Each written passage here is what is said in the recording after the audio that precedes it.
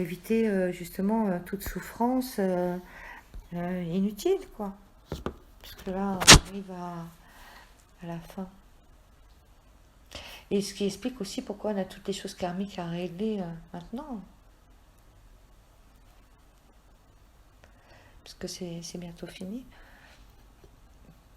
C'est une bonne chose parce que voilà, là on peut pas revenir en arrière. Et de toute façon, la vie, elle revient jamais en arrière. C'est nous, dans nos sociétés, qui, sans arrêt, on revient en arrière. On reproduit les mêmes choses, une forme différente, mais on reproduit les mêmes choses, on revient constamment en arrière. Mais la vie, c'est le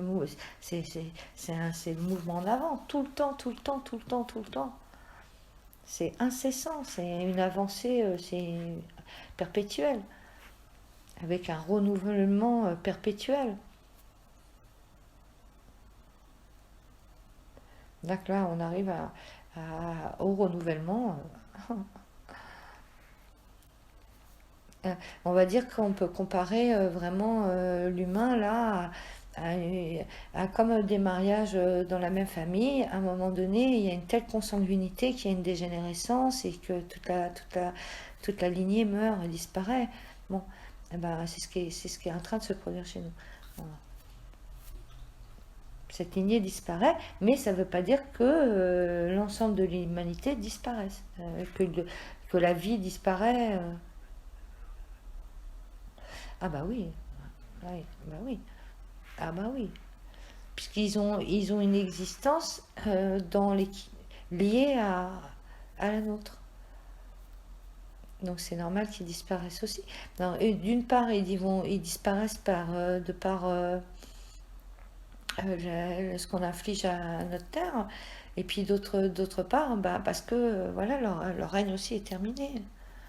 Il y a eu tellement d'espèces qui ont disparu que les paléontologues retrouvent, etc. Est-ce que la vie s'est arrêtée pour autant? Pourtant, et voilà. Et sur Terre déjà, on voit de nouvelles espèces. Des espèces, il y en a eu d'autres derrière, tu vois. Donc la vie, elle ne s'arrête pas. Hein. Elle se transforme. Et ben nous aussi, on va se transformer. Bon, c'est pas la majorité de la population, c'est pas les 7 milliards qui peuplent la Terre qui vont être transformés, mais il y a une partie qui va être... Il y a un autre encodage, il y a des gènes inactifs qu'on porte dans notre ADN et des gènes inactifs qui ont été activés. Donc la mutation a commencé.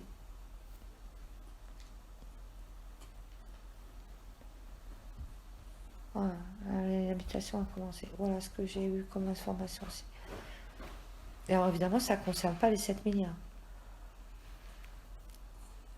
Ça concerne une liste bien définie d'humains qui ont été choisis.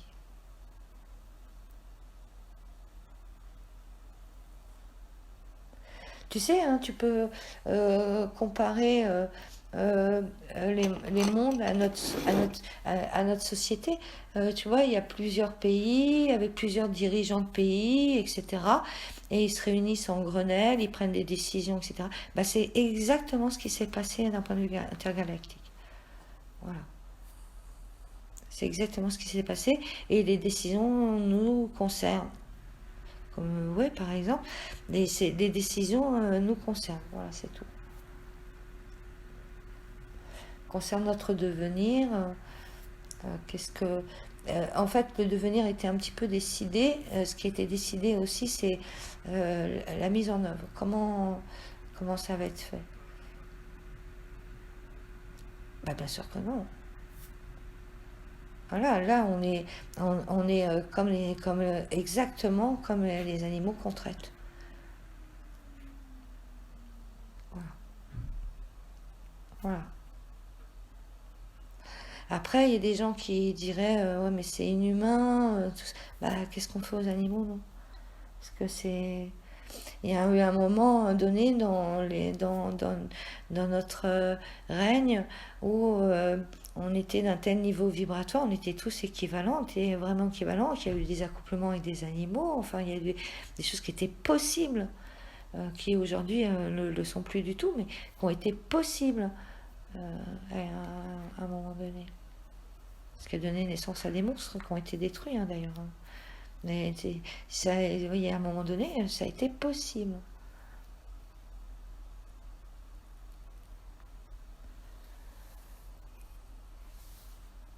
Voilà, bon, bah, écoute, voilà, hein, c'est une information.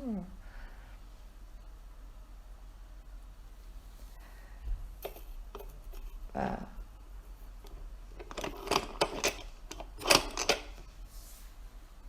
alors, il y a plusieurs possibilités. Alors là où il y a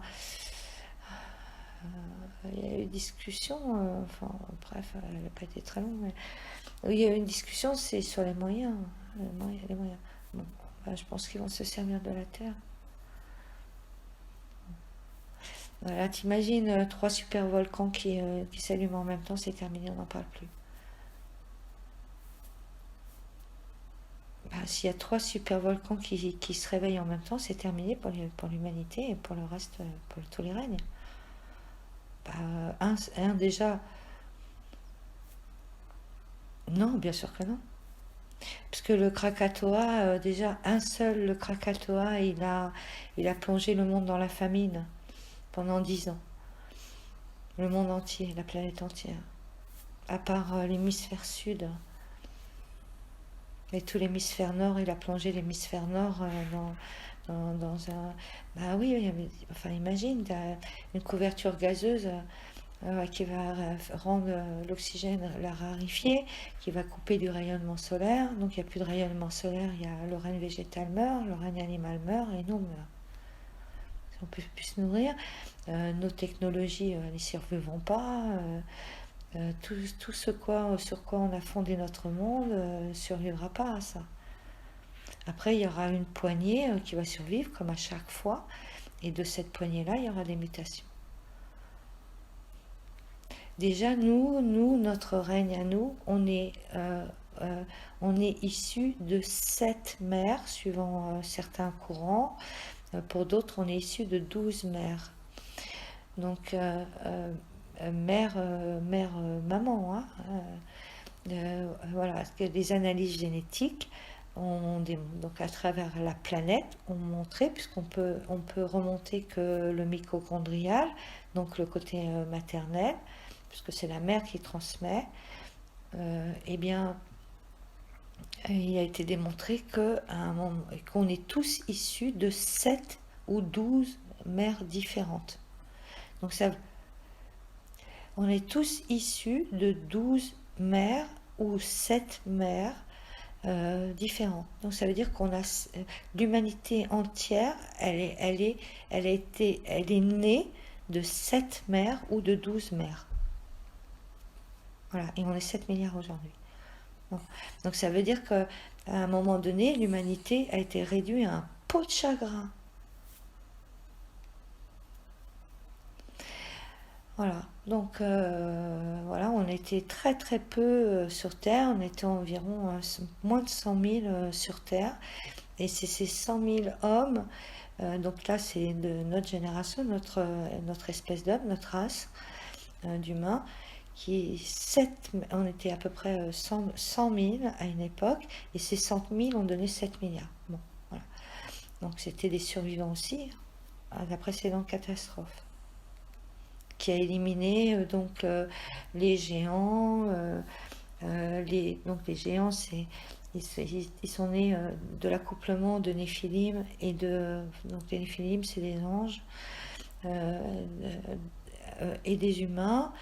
Et donc ça donnait la race des géants. Bon, ils ont été tués aussi parce qu'ils n'étaient pas très intelligents. Ils avaient hérité de la grandeur des anges d'un point de vue de la taille, mais de la pauvreté de l'esprit de l'humain.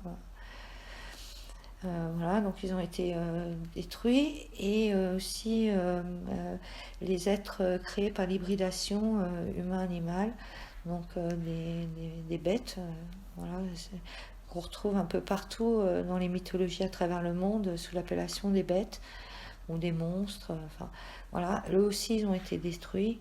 Bon, ils ont été détruits. Et puis après, il est resté donc des humains qui ont fait. Il y a eu plusieurs espèces d'humains qui ont survécu, qui ont évolué d'un point de vue génétique différent, qui se sont accouplés et qui ont donné l'humain et, qu'on est aujourd'hui par différentes mutations génétiques. Voilà. Comme ces enfants qui sont en train de muter aussi, où il y a un os qui est en train de se créer à la base du cerveau, du fait d'avoir le cou plié à tenir le portable. Bon. Donc on voit que les mutations, grâce à ça, on peut savoir que les mutations sont très rapides en réalité. Voilà.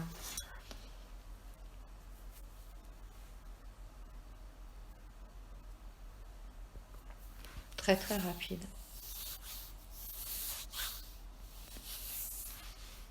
Après, ah oui, là, oui, oui, beaucoup moins d'années là, parce que là c'est très rapide.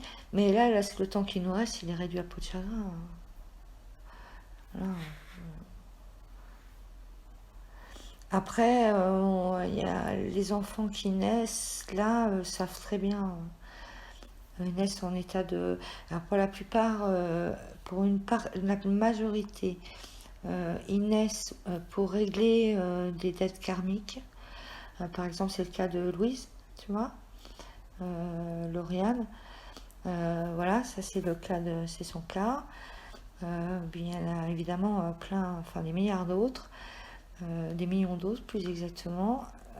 Et il y a des enfants qui naissent et qui sont une conscience spirituelle innée, très importante. Et ils sont là pour participer à l'élévation globale de la Terre, parce que là, il va y avoir vraiment une transmutation. Donc là, ils vont participer à l'élévation globale de la Terre, ne serait-ce que par leur présence, par l'éveil d'esprit qu'ils vont susciter, etc. etc. Voilà. Là, ils participent, ouais, c'est des volontaires et ce sont de très vieilles âmes aussi. Voilà. Mais bon, la plupart, et puis il y en a quelques-uns qui sont là en totale inconscience en réalité. Voilà. Mais c'est pas la majorité. La majorité, c'est pour solder les dettes karmiques. Alors, qu'ils le sachent ou qu'ils le sachent pas. Et une autre partie, donc ce sont des enfants qui sont très élevés spirituellement. Donc c'est des enfants à très fort QI qui vont proposer des inventions innovantes, futuristes. Euh, et puis il y a et puis il y a il y a ceux qui sont là en inconscience, mais qui sont là quand même volontairement, même s'ils savent que la fin risque d'être brutale pour eux. Et c'est comme pour ils ont décidé d'une sorte d'expiation, on va dire. Voilà, voilà, les kamikazes.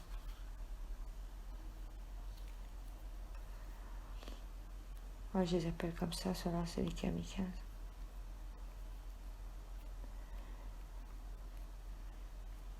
Mais c'est pas la fin, c'est la fin de probablement de notre règne, mais certainement pas la fin de la vie. Parce que là, on a touché à quelque chose qu'il fallait pas toucher, c'est les océans. Parce que la Terre, tu vois, elle va survivre. Il y a deux choses voilà, qui sont, enfin, il y a trois choses qui sont pas bien. Là où on a enfreint vraiment les règles ontologiques, d'un point de vue de l'humain, c'est toutes les manipulations génétiques. Voilà. La GPA y compris, enfin, tous ces trucs-là, là, franchement, là, c'est pas possible. Ce n'est pas possible.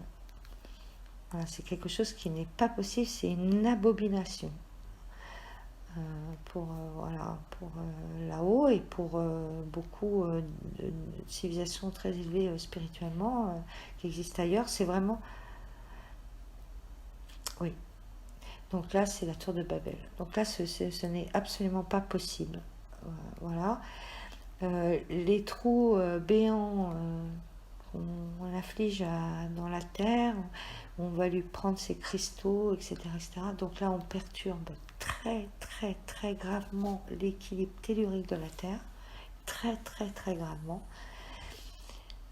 Vraiment très gravement, pour avoir des petites pierres jolies qu'on met chez nous, et moi je participe à ça.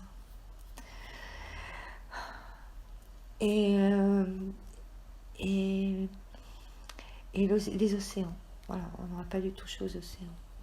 Voilà. Là c'est pas possible parce que c'est des eaux que nous sommes sortis. Et on tue les eaux, on tue la vie. Voilà. Donc là c'est pas possible.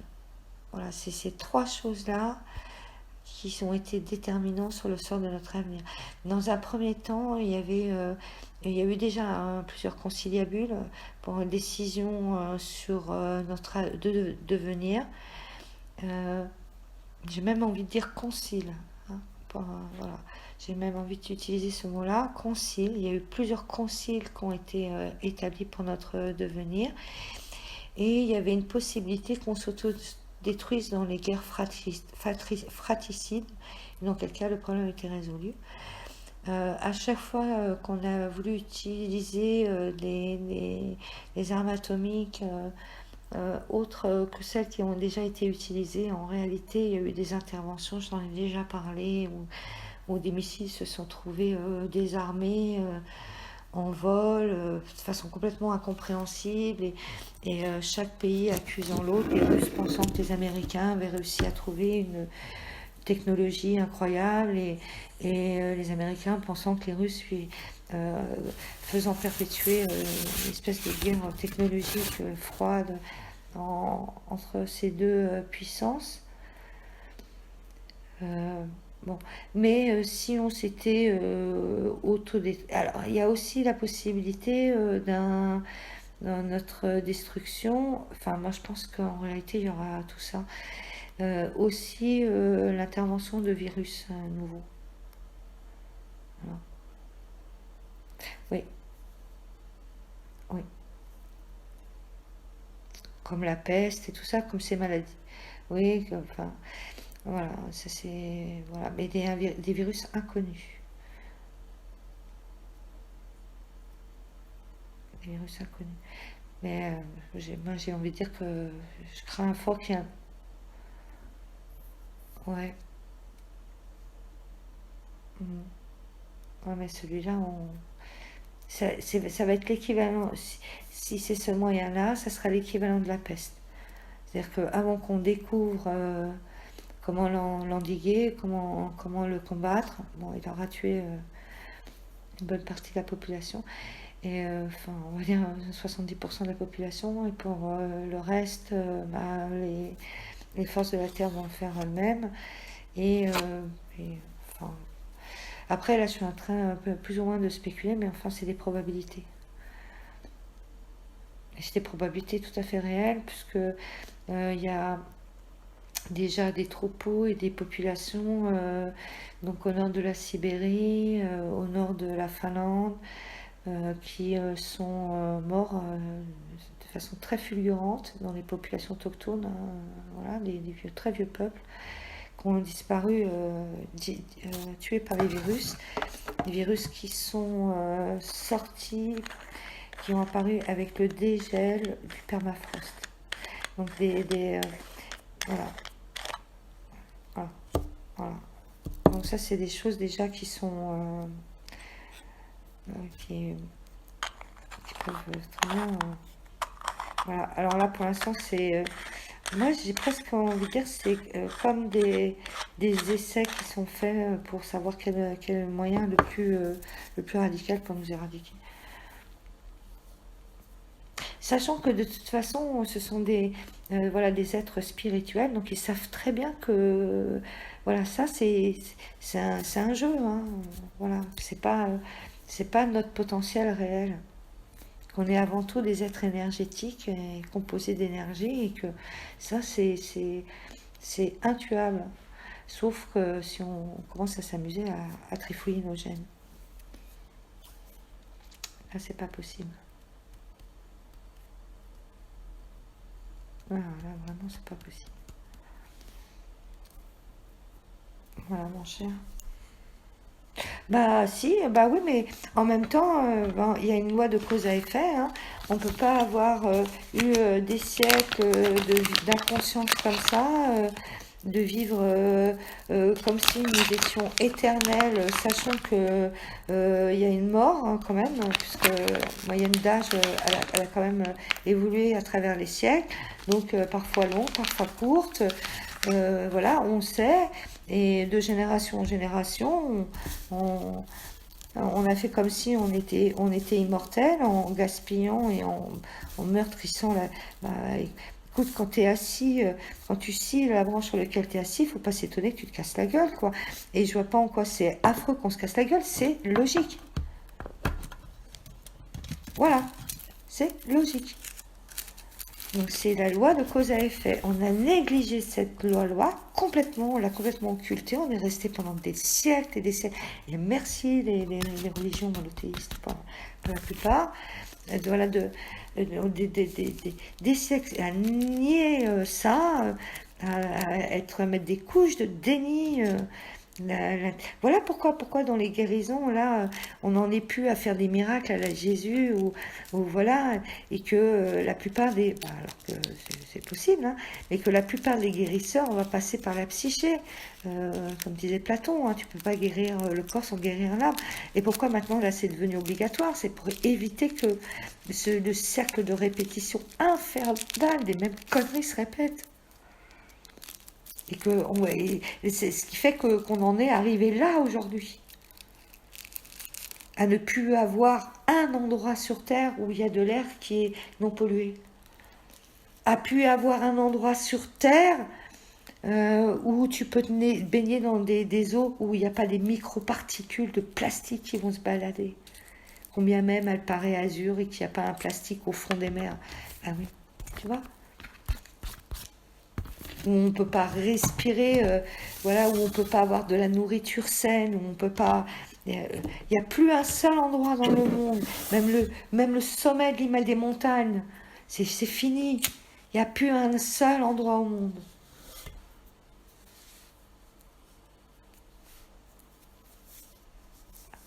À part peut-être encore l'Antarctique. Ah oui, encore non. Parce que. Exactement. Exactement. Exactement. Donc on en est arrivé là, hein. Et pourtant, il y a 150 ans, il y a des hommes qui sont venus pour proposer une autre solution. Ils n'ont pas été écoutés. Là aussi, hein, il y a eu un grand conciliabule et tout. Et ils ont été envoyés à des fins, voilà, même si eux l'avaient un peu oublié dans leur incarnation, ils ont quand même proposé des progrès technologiques tels qu'on n'était pas obligé d'utiliser les énergies fossiles et créer toutes ces énergies ultra polluantes. Voilà, il y avait d'autres moyens, d'autres moyens qui étaient proposés d'utiliser les énergies magnétiques qui existent naturellement sur Terre, voilà, et qui sont non polluantes, qui sont dangereuses, hein, comme le nucléaire, hein, si tu, voilà, qui sont explosives, hein, parce que là, c'est comme ça que les précédentes civilisations ont été, enfin, les civilisations humaines ont disparu, mais c'est quand même non polluant, quoi. Ça n'a pas été écouté. Là, on a été beaucoup trop loin, beaucoup trop loin.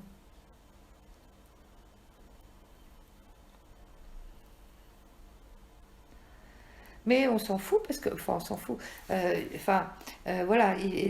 Là, là, c'est pour ça que là, c'est pas la peine, c'est pas le temps de se lamenter et tout. Et voilà, voilà, le temps, c'est justement d'être gai, d'être joyeux, d'être en joie, d'accompagner le changement dans les vibrations qui s'élèvent, de l'accompagner dans la joie, pas dans la fatalité, mais dans la joie. Voilà, c'est pour que les choses se passent du mieux possible. Du mieux possible, c'est-à-dire avec le moins de souffrance possible. Si plus on sera nombreux à se plaindre, à regarder des visions catastrophiques, à machin, etc., etc., plus ça sera terrible. Voilà.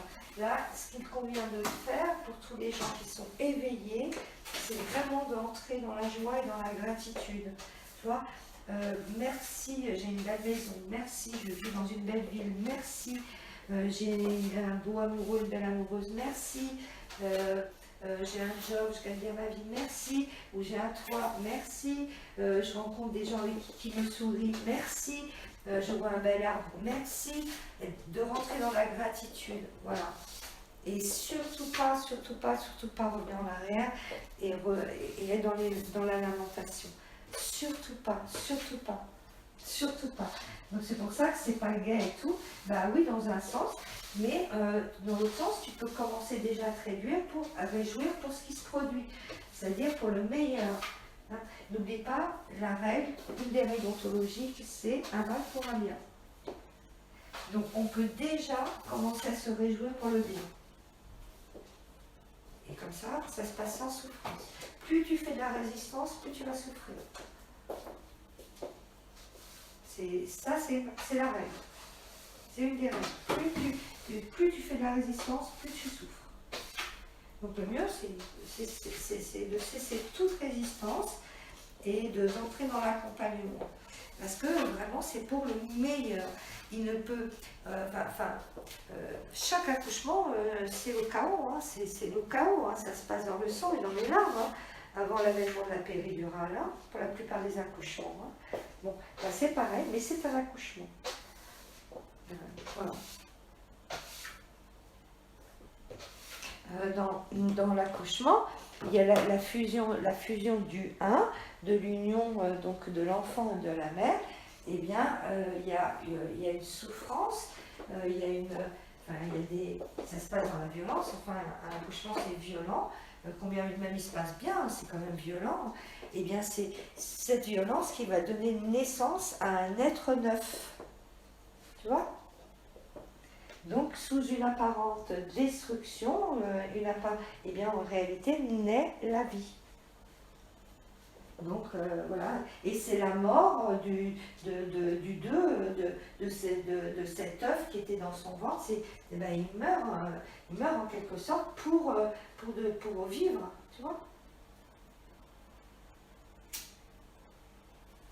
C'est le même principe de raisonnement. C'est le même principe de raisonnement. On va changer d'âge.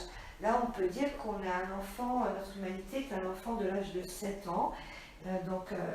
On sait que quand on va arracher les ailes du papillon, on va le tuer, et quand même on le fait.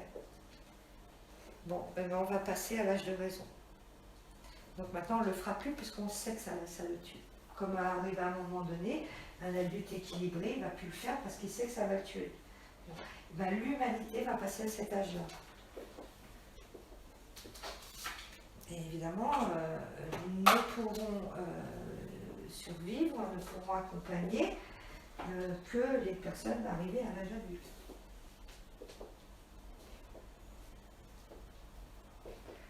Donc les êtres éveillés, les êtres en éveil spirituel, qui ont conscience de tout ça et qui œuvrent en tout ça. Et comme il n'y a pas de plus petit et il n'y a pas de plus grand, que tout compte, combien même ça nous semble dérisoire ce qu'on fait à l'échelle interplanétaire, à l'échelle intergalactique, c'est énorme. À l'échelle de notre petite vie, quand on le réduit sur un temps d'une vie de 90 ans en moyenne, évidemment c'est rien.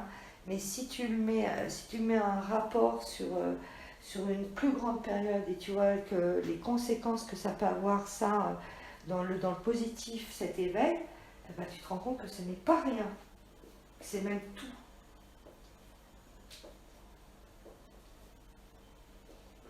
Tu comprends ? Voilà pourquoi chaque éveil spirituel, en réalité, non seulement sert la personne, mais sert l'ensemble de l'humanité. C'est jamais... la base, elle est toujours un bien-être intérieur, au départ, une certaine tranquillité d'esprit, une certaine... Voilà. Donc là, c'est Voilà, au départ c'est ça. Mais la conséquence que toi tu es bien, bah, c'est que comme on est tous liés, comme les atomes, on est tous liés, et bien c'est la conséquence, c'est que même si c'est invisible à ton œil, eh bien la conséquence c'est voilà, que le bien-être que tu te fais, c'est un bien-être qui réagit, qui rebondit, qui, comme les ricochets sur la planète et dans l'univers. Comme les ricochets, les pierres, pouf, tu vois, poum, poum, poum, poum, poum, poum, poum, jusqu'à ce qu'elles disparaissent dans l'eau, et tu peux considérer l'eau comme le firmament très lointain où tu vois, tu es hors portée de ta vue, hors de portée de tous tes ressentis, mais qui n'empêche qu'elle continue son chemin.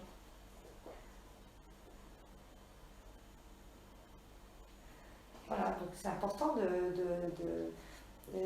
s'éveiller, c'est pas pour rien que ça. Non mais rends-toi compte que dans l'histoire de l'humanité, c'est sans précédent.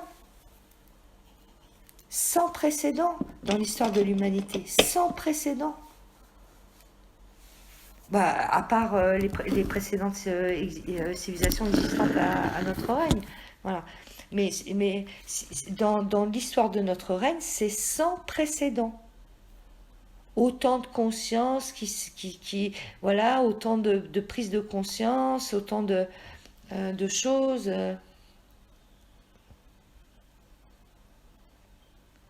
C'est quand même curieux que hier, tout ce gouvernement ait décidé de prendre des mesures, écologiques radicales. Parce que là, ils ont pris des mesures radicales quand même. Hein. Tu vois? C'est pas pour rien. Hein. Hier, comme par hasard, le 9.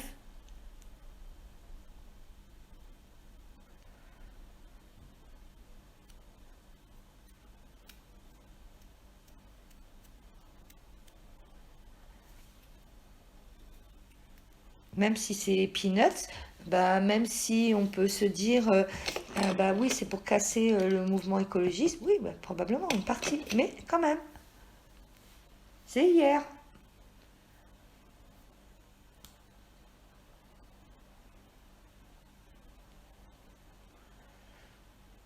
Les déchets, la taxe carbone sur les avions, etc., etc. Les déchets. Ah oui, tu vois. Bon, bien sûr, il y a aussi une partie politique, hein, puisque les pays émergents, ça y est, ils nous ont renvoyé les containers de déchets de merde. Donc, on peut plus. Donc, ça nous met. Bah, c'est parfait, c'est une très bonne chose.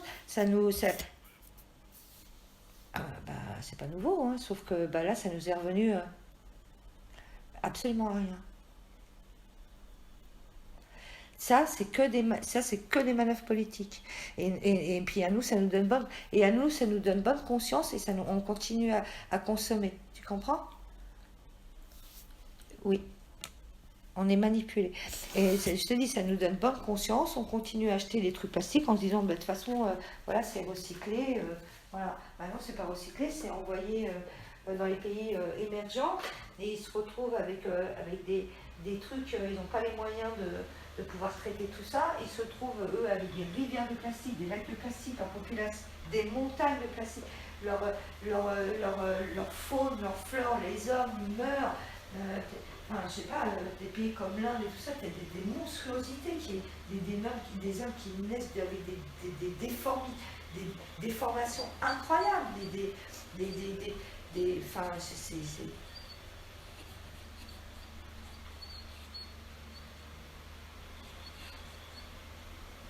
tu vois? Ah oui, on voit pas ça, on voit pas ça. Tant que c'est pas sous mes yeux, on réagit pas, tu vois. Mais maintenant que ça nous revient, bah, on est bien obligé de prendre des mesures. Donc là, voilà. Mais n'empêche que note que c'était le 9. Voilà. C'est pas pour rien. C'est pas pour rien. Même si on peut trouver une justification politique et tout ça. Oui, oui, oui. Mais c'est le 9. C'est pas pour rien.